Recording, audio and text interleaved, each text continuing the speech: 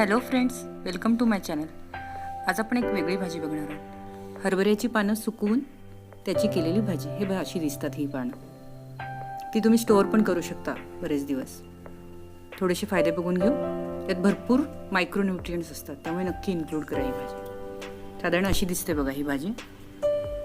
आता ना त्यासाठी आपल्याला मुगाची डाळ लागणार आहे. एक 2-3 पाण्याने स्वच्छ धुवून घेऊ ही डाळ आणि मग ती भिजत घालणार आहे. क्वांटिटी कमी जास्त करू शकता.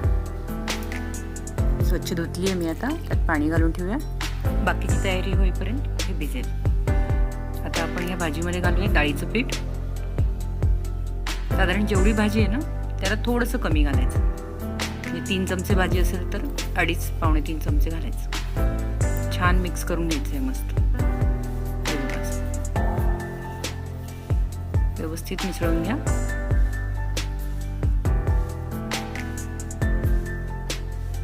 आणि यात पाणी घालणार आहोत आपण. थोडं थोडं करून पाणी घालायचं, म्हणजे गुठळ्या होणार नाही, कारण आपण डाळीचं पीठ घातलं याच्यामध्ये. हे बस मिक्स करून घ्यायचं. छान गुठळ्या मोडून घ्यायच्या. साधारण दुप्पट पाणी लागणार आहे. असं छान पेस्ट करून घ्यायची. मस्त ढवळून घ्यायचं आहे. हे बघा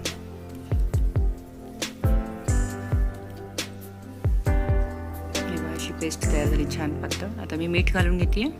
ते पण मस्त मिक्स करून घ्यायचं, नाही तर खाली मीठ राहतं. मग व्यवस्थित ढवळून घ्या. आता मी घेतले जिरे, लसूण आणि हिरवी मिरची. एक 7-8 पाकळ्या आहेत लसणाच्या आणि हिरवी मिरची. छान बारीक आपण हे कुटून घेऊया. शक्य तेवढं बारीक करून घेऊया. हे बस. आता मी कढईमध्ये तेल घेतलेले. तेल छान तापत आलेले. आता आपण टाकतोय मोहरी. मस्त तडतडली बघा. आता लगेचच आपण हिरवी मिरची आणि लसणाचं वाटण टाकूया आणि जिरे. हे हलवून घेऊया मस्त. थोडासा वास आला ना की हिंग घालायचं. छान. आता मी लगेचच मुगाची डाळ घालून घेते.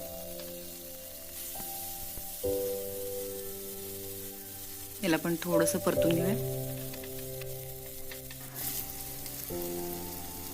आता मी यात हळद घालतीये, लाल तिखट. कमी जास्त चवीप्रमाणे करू शकता तुम्ही. हलवून घेऊया छान. हे बघा, हे असं मस्त वास येतोय. आता मी लगेचच यात भाजी घालून घेणार.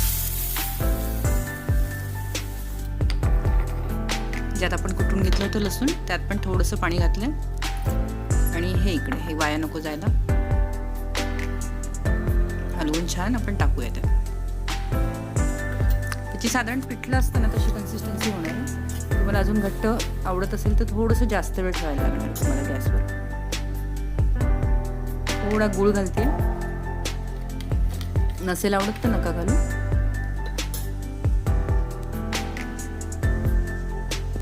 याला एक उकळी आली आहे. आता मी झाकण ठेवणार आहे त्याचं. छान वाफ येऊ देत त्याला.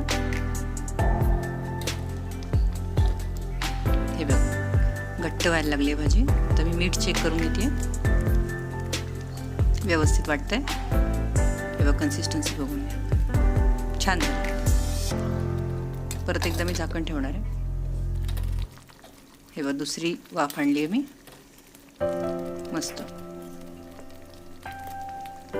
गरम भाकरीसोबत तर अतिशय छान लागते ही भाजी. तर मी गॅस बंद केला आहे आणि थोड्या वेळ बंद ठेवणार आहे. तयार आहे. बटर टाकून मुलांना द्याल ना तर खूप आवडेल. लाईक, शेअर आणि सबस्क्राईब करायला विसरू नका फ्रेंड्स. थँक्यू.